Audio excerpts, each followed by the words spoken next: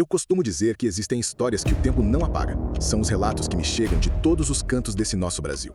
Muitos vêm até a minha fogueira para contar seus causos, nas noites de quarta, mas nem todos podem fazer essa jornada. Por isso, eles me escrevem.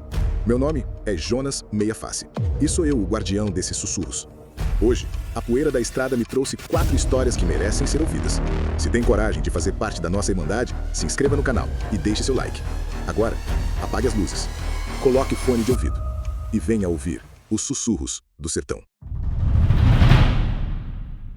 Primeiro relato.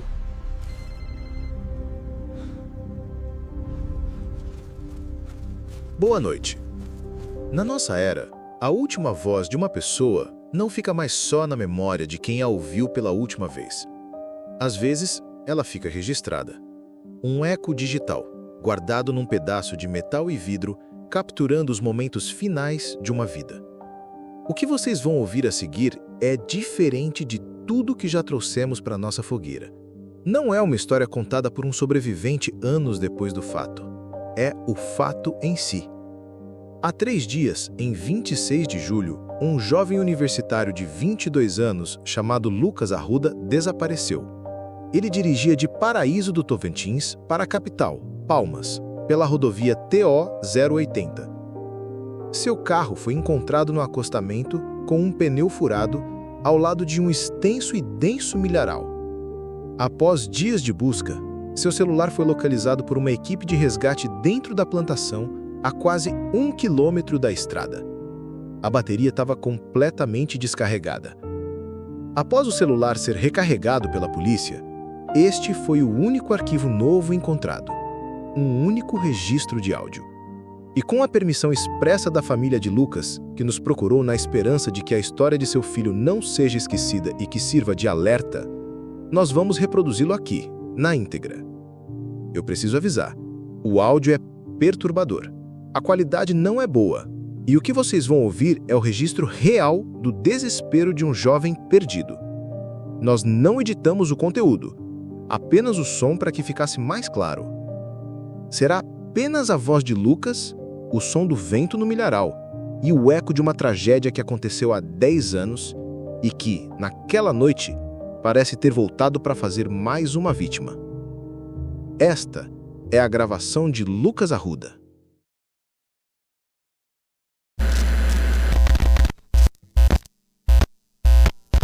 Mãe, pai, Bia, se você achar isso, por favor. Meu nome é Lucas Arruda. Hoje é 26 de julho de 2025. Devem ser umas 8, 9 da noite, eu não sei. Eu perdi noção. Meu carro, o pneu furou na estrada, na TO-080. Eu tava indo de Paraíso para Palmas, perto de um milharal gigante. A bateria do meu celular tá em 4%. Eu não sei se isso vai chegar pra alguém, mas eu preciso que alguém saiba o que eu vi. Eu não quero só sumir. Tudo começou há talvez 1 hora. O pneu estourou, parei no acostamento. Escuridão total, só os faróis do carro e aquele muro de milho do meu lado, alto pra caramba. Eu tava pegando o step, suando, xingando a minha sorte, quando eu ouvi. Foi baixo no começo. Um sussurro no vento. Lucas! Gelei. Olhei em volta, ninguém. É o vento, eu pensei. Voltei a parafusar a roda. E eu vi de novo. Mais claro. Eram mais vozes. Risadas, conversas.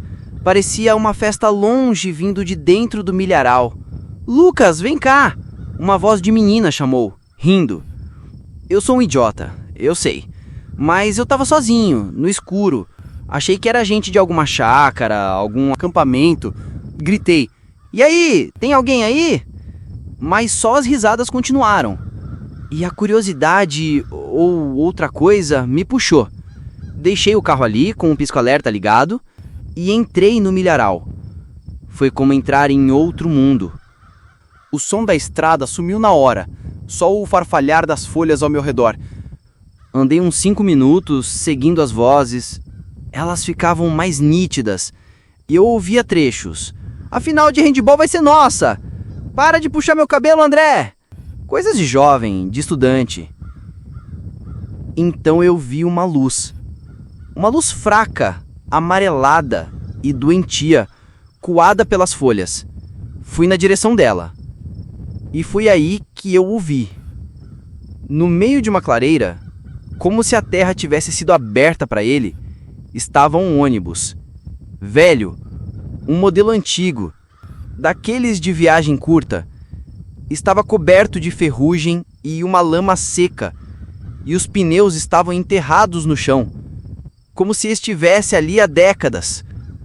Na lateral, quase apagado, eu consegui ler: Prefeitura de Paraíso, Esportes. Meu sangue virou gelo. A história que meu avô contava, que todo mundo na região conhece. O ônibus dos estudantes. Um time que ia para os Jogos Escolares em Palmas 10 anos atrás, em 2015. O ônibus que saiu de Paraíso e nunca chegou. Nunca acharam um destroço, um corpo, nada. Simplesmente evaporou. Eu não queria olhar, juro que não queria. Mas meus pés me levaram até a janela. Estava imunda. Passei a manga da camisa para limpar o vidro. A luz amarelada vinha de dentro. Eles estavam todos lá. Todos, sentados em seus lugares. O motorista com as mãos no volante.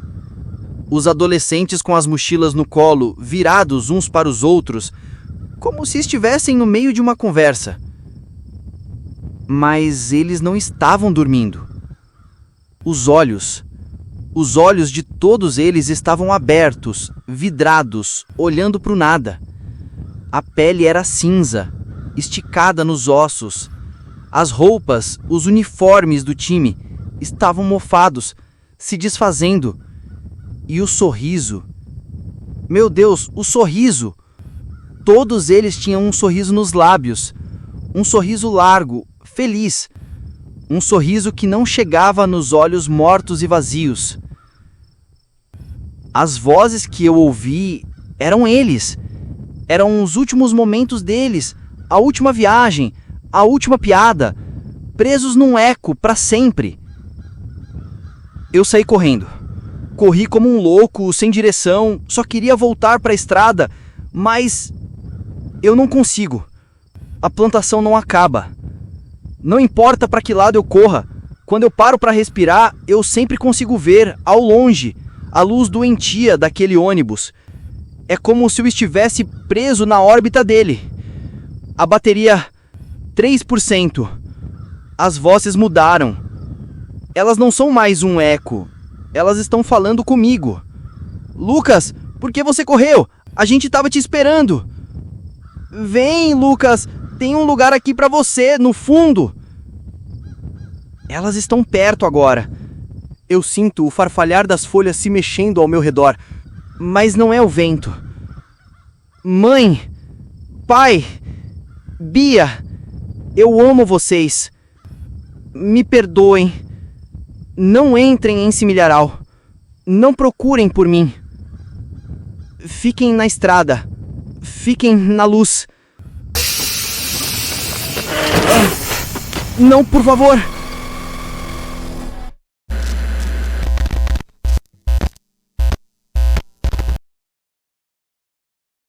Chegamos a um ponto crucial, e se você continua aqui é porque a escuridão também te atrai. Antes de prosseguirmos, junte-se ao nosso círculo, inscreva-se para não se perder nas sombras, deixe seu like como um sinal de coragem e compartilhe para que mais almas curiosas encontrem este caminho. Podemos continuar? Escreva nos comentários de onde você está ouvindo e vamos para o próximo relato. Segundo relato. Seu Jonas, a gente reza muito no sertão. Reza para chover, reza para ter saúde, reza para dar o de comer para os filhos. Mas a gente aprende da pior forma, que tem que ter cuidado com o que ou quem atende às nossas preces. Às vezes, o milagre é só o começo da perdição. Meu nome é Amaro, e a minha história aconteceu no auge de uma seca no sertão do Piauí. Dessas que a terra racha como a pele de um velho e o gado morre em pé, de tão magro que é só osso e couro. Eu, minha mulher Lourdes e meus 2 meninos, Cícero e Damião, já não tínhamos quase nada. A farinha estava no fim, o feijão era contado, a fome era um bicho que sentava com a gente na mesa. Numa noite, eu me ajoelhei no terreiro duro e pedi a Deus, ou a quem quer que estivesse ouvindo, por um alívio, qualquer coisa. Na manhã seguinte, ela estava lá. Não veio de estrada nenhuma, ninguém viu chegar. Ela estava parada perto do chiqueiro seco, nos olhando. Uma cabra. Mas não era uma cabra qualquer. Era toda negra, de um pelo liso e brilhante que não combinava com a poeira da nossa miséria. E os olhos dela eram de um amarelo antigo, quase dourado, com a pupila na horizontal, como 2 fendas.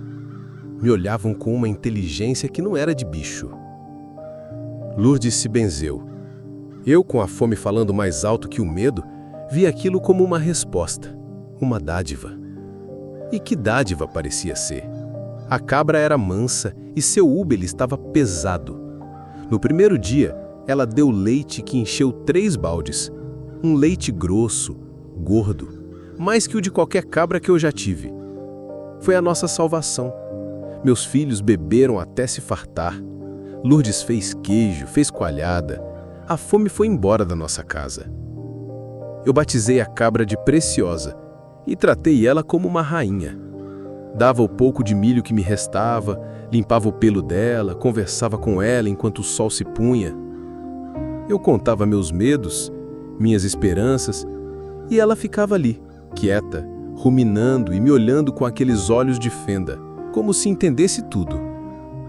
Enquanto meu carinho pela Preciosa crescia, minha família mudava. Foi sutil no começo. Notei primeiro na Lourdes, uma cor amarelada na beirada dos olhos dela.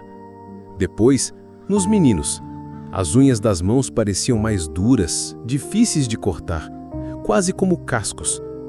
E eles ficaram quietos. A alegria de quem tem a barriga cheia estava lá, mas era uma alegria mansa, vazia, como a dos bichos de pasto. À noite, a coisa piorava. Eu os ouvia gemer e se debater nas redes. Quando perguntava, eles falavam de pesadelos. O mesmo pesadelo. Um homem de chapéu grande que os observava no escuro, do pé da rede, sem dizer nada. Eu, que quase não bebia do leite, o orgulho me fazia dar tudo a eles, não tinha os pesadelos, mas sentia outra coisa. Um ciúme doentio da cabra, uma possessão. E o medo começou a crescer no meu peito, um medo gelado que nem o sol da caatinga esquentava. Numa noite sem lua, não consegui dormir. Fui até o curral, a Preciosa não estava lá. A porteira estava fechada. Segui um rastro fraco na poeira que me levou até a única juazeira seca da propriedade.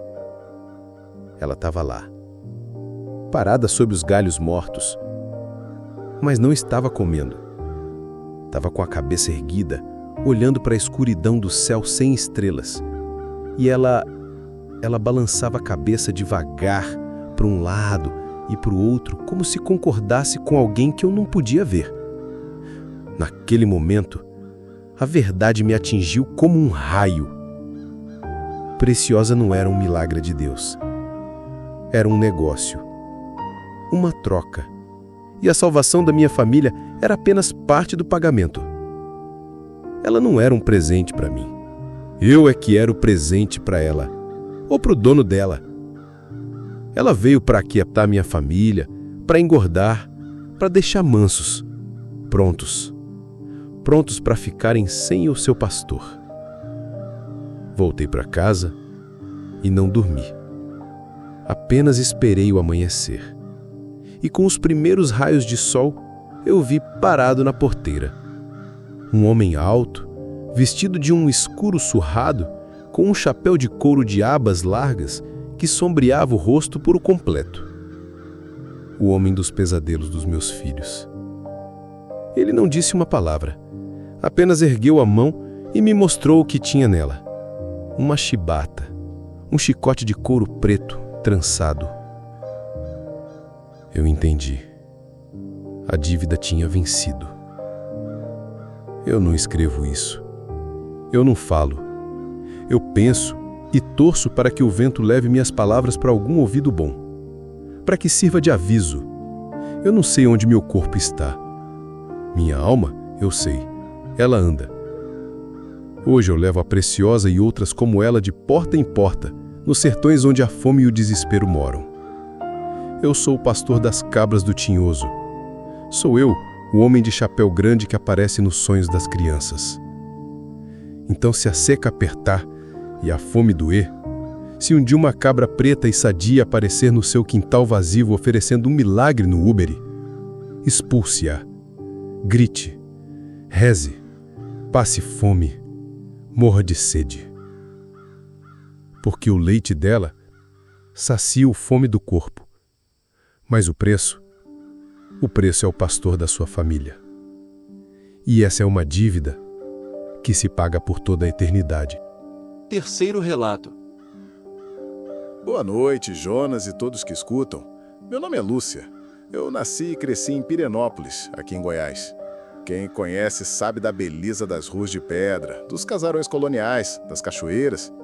O que os turistas não sabem é que, quando a noite cai e os lampiões amarelos se acendem, a cidade não pertence mais aos vivos. Ela pertence às suas memórias. E algumas delas gostam de caminhar. Minha avó, Avó Maria, uma mulher pequena, de reza forte e um olhar que parecia enxergar através da gente, sempre me dizia: minha filha, nesta cidade a noite exige respeito. Se alguma vez depois da meia-noite você ouvir um coro triste cantando na rua, não seja curiosa. Reze uma Ave Maria e vire para o outro lado. Mas se a teimosia for maior que o juízo e você olhar, não aceite nada que lhe oferecerem, principalmente se for uma vela. Eu, com meus 16 anos, achava aquilo uma superstição boba. Uma noite, durante a festa do Divino, briguei com meus pais. Eu queria ficar na rua até mais tarde. Eles não deixaram. Voltei para casa furiosa. Bati a porta do meu quarto e fiquei sentada na janela, olhando a rua vazia e sentindo pena de mim mesma. Passou da meia-noite, passou da 1 da manhã. O silêncio era total. Foi quando eu ouvi. Não era música de festa. Era um canto arrastado, em latim, mas um latim que soava morto, oco. Vinha da ponta da rua e se aproximava devagar. Meu coração começou a bater mais forte. A voz da minha avó veio na minha cabeça, mas a raiva e a teimosia da adolescência foram mais altas. Eu precisava ver. Apaguei a luz do quarto e espiei pela fresta da veneziana. Lá vinha. Uma procissão. Umas 20 ou 30 figuras altas, todas cobertas da cabeça aos pés por capuzes de um pano grosso e escuro, da cor de poeira antiga. Não dava para ver rosto, nem mão, nem pé. Elas não caminhavam, elas deslizavam sobre as pedras. E cada uma segurava uma vela longa e fina, que queimava como uma chama pálida, doentia, uma chama que não balançava com o vento frio da madrugada. Meu corpo inteiro se arrepiou. Eu queria sair dali, me esconder debaixo da cama, mas eu estava paralisada. E o pior aconteceu. A procissão parou, exatamente em frente à minha casa. O silêncio ficou ainda mais pesado. Uma das figuras, bem no meio do grupo, lentamente levantou a cabeça na direção da minha janela. Eu não vi um rosto, só um breu profundo debaixo do capuz. Mas eu senti o olhar dela em mim, um olhar frio que me atravessou a alma. Lentamente, uma mão saiu do dentro do manto. Uma mão que era só osso, longa e amarelada. E naquela mão, ela segurava a vela acesa, estendendo-a na minha direção num convite mudo. O ar sumiu dos meus pulmões. Naquele instante de puro pavor, a segunda parte do aviso da minha avó gritou na minha mente: não aceite nada que lhe oferecerem. Com o corpo todo tremendo, eu balancei a cabeça de um lado para o outro, num não desesperado, e me joguei no chão do quarto, longe da janela. Fiquei ali encolhida, chorando em silêncio, até ouvir o canto arrastado recomeçar e se afastar lentamente. Na manhã seguinte, eu estava abalada, mas com um pingo de orgulho. Eu tinha visto a procissão das almas e sobrevivido. Contei para minha avó, esperando que ela me parabenizasse por ter tido o bom senso de recusar a vela. A reação dela foi o contrário. Ela ficou branca como um papel, agarrou meu braço com uma força que eu não sabia que ela tinha e perguntou com a voz falhando: elas viram você recusar? Eu assenti. E foi aí que ela me contou o resto da lenda, a parte que os mais velhos não contam para as crianças. Aceitar a vela, minha neta, é assinar a própria sentença. A pessoa morre antes de 1 ano para tomar seu lugar na caminhada, ela disse, chorando baixo. Mas recusar a oferta de uma alma penada é uma ofensa mortal. É um ato de desprezo. E elas não perdoam o desprezo. Ela me levou até a porta de frente de casa, uma porta de madeira maciça com mais de 200 anos, e me mostrou. Na madeira escura, perto da maçaneta, havia um rascão que não estava ali no dia anterior. Um risco fino, mas fundo, na forma de um ossinho de canela. A marca do desprezo. Desde aquela noite, a sorte foi embora da nossa casa. Não foi um raio que caiu, nem uma tragédia súbita. Foi uma decadência lenta. O pequeno armazém do meu pai faliu por uma série de azares inexplicáveis. Minha mãe desenvolveu uma doença crônica que nenhum médico consegue diagnosticar direito. Uma tristeza que come a força. Meus relacionamentos, meus empregos, nada nunca dá certo por muito tempo. É como viver debaixo de uma nuvem de chuva que nunca vai embora. Eu ainda moro na mesma casa. A marca na porta continua lá. A cada ano que passa, parece mais funda, mais escura. As pessoas se preocupam com os grandes monstros, com os pactos com o diabo, mas às vezes o maior perigo está numa pequena falta de respeito. Um não dito na hora errada para a procissão errada. Aprendi que, nesta vida, às vezes é muito mais perigoso ofender um morto do que aceitar sua companhia. Quarto relato. Boa noite. Meu nome é Pedro. Sou guia de pesca no Pantanal, aqui no Mato Grosso. A vida inteira meu mundo foi o rio. Eu conheço cada curva, cada baía, cada galho submerso. Eu achava que o rio não tinha segredos para mim, até o dia em que ele quase me levou e me devolveu. Diferente. Aconteceu há uns 10 anos. Uma tempestade de verão se formou do nada, virou meu barco de alumínio como se fosse uma folha de papel. Eu lembro da pancada na cabeça, da água escura e gelada enchendo meus pulmões, da luta desesperada pela superfície e depois da paz. Uma calma estranha quando você para de lutar. Fui resgatado por outro barqueiro por um milagre, mas uma parte de mim, eu acho, nunca voltou daquele mergulho. Depois do acidente, desenvolvi um medo, mas não era da água. Era do que a água me mostrava. Era do meu próprio reflexo. Na primeira vez que olhei para a superfície parada do rio, o rosto que me encarou de volta não era bem o meu. A pele era pálida, com um tom azulado de quem não respira. Os lábios, roxos. O cabelo, encharcado, grudado na testa. E os olhos tinham um brilho de malícia, de um segredo terrível. E a coisa sorriu para mim. Eu chamei ele de o afogado. No começo achei que era trauma. Tentei não olhar, não dar bola. Mas era impossível. Meu trabalho era na água. E a coisa no reflexo começou a me mostrar coisas. Um dia eu estava no cais, olhei para a água e vi o afogado me encarando. E no reflexo, atrás do ombro dele, estava a imagem do meu compadre Juca, encharcado, com os olhos esbugalhados de pavor. Fiquei com aquilo na cabeça o dia todo. No fim da tarde, recebi a notícia. O motor do barco do Juca tinha falhado e ele ficou horas à deriva no meio do rio, quase virando com uma tempestade repentina. Aconteceu de novo e de novo. Eu via no reflexo a imagem fantasmagórica de alguém da nossa comunidade, sempre pálido, molhado, assustado. E no dia seguinte, essa pessoa sofria um acidente no rio. Um barco que virava, um jacaré que atacava, uma piranha que mordia. O povo começou a dizer que eu era homem de mau agouro, que eu trazia desgraça. Me isolei. Vivi anos com essa certeza. Eu era amaldiçoado.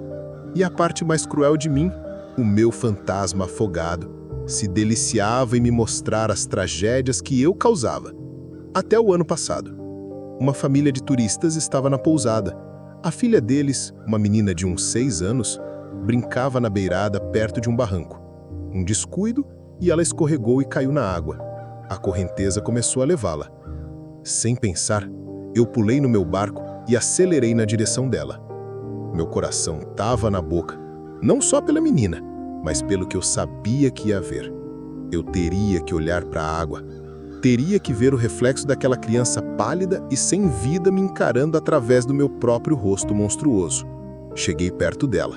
Preparei o braço para puxá-la e, com o estômago revirado, forcei meu olhar para a superfície do rio. E o que eu vi mudou tudo. Lá estava o afogado. Mas pela primeira vez, a expressão dele não era de malícia. Era de puro terror. E o mais estranho, ele não estava olhando para mim, nem para a menina que se debatia na água. Ele olhava, apavorado, para a margem que eu acabado de deixar, atrás de mim. Pela primeira vez em 10 anos, eu obedeci ao meu reflexo. Puxei a menina para dentro do barco com uma mão e virei a cabeça para olhar para a margem. Parada entre as raízes de um engazeiro, semi-submersa, estava uma figura que só existia nas lendas mais medrosas dos pescadores mais antigos. Uma figura alta, de uns 2 metros, que parecia feita de barro, galhos molhados e lodo do fundo do rio. Não tinha um rosto, apenas 2 buracos que brilhavam com uma luz fosca e faminta. O pai do rio, a entidade que dizem que afina a correnteza e afunda os barcos quando está com fome. E ele estava olhando para a menina. Ele que tinha puxado ela para a água. A verdade me atingiu como um raio. O afogado, a parte de mim que morreu e voltou, nunca foi a maldição. Ele era o alarme. Ele não se deliciava em me mostrar a morte. Ele tentava desesperadamente me avisar sobre ela. Ele era meu vigia, a minha sentinela. A parte de mim que ficou para sempre conectada ao rio, capaz de ver o predador sobrenatural que meus olhos de vivo não podiam enxergar. Eu acelerei o barco e saí dali, com a menina sã e salva. Desde aquele dia, meu medo se transformou. Eu não evito mais meu reflexo. Eu procuro. Ele é meu parceiro agora. Nós dois, o vivo e o afogado, vigiamos este trecho do rio. Ele é meus olhos do outro lado e eu sou os braços e pernas deste. O Pantanal é um espelho. Ele reflete o céu, a vida, a beleza. Mas se um dia a água escura te mostrar algo que não deveria estar ali, não desvie o olhar com medo. Olhe com atenção. Pode não ser uma maldição te encarando de volta. Pode ser o seu próprio anjo da guarda afogado, tentando te mostrar aonde o verdadeiro monstro está escondido. Aqui no canal, todo domingo você mergulha em novos relatos sobrenaturais, lendas assustadoras e mistérios do interior do Brasil. Se você tem um relato sobrenatural, envie pra gente. Sua história pode ser contada aqui, nos Sussurros do Sertão. Inscreva-se, curta e ative o sininho. E lembre-se, no sertão, até o vento pode carregar uma voz. E se esse vídeo te prendeu até aqui, deixa o like. Isso mostra pra gente que você quer mais histórias sombrias e ajuda o canal a continuar crescendo. Nos vemos no próximo relato. Ou será que você já está sendo observado?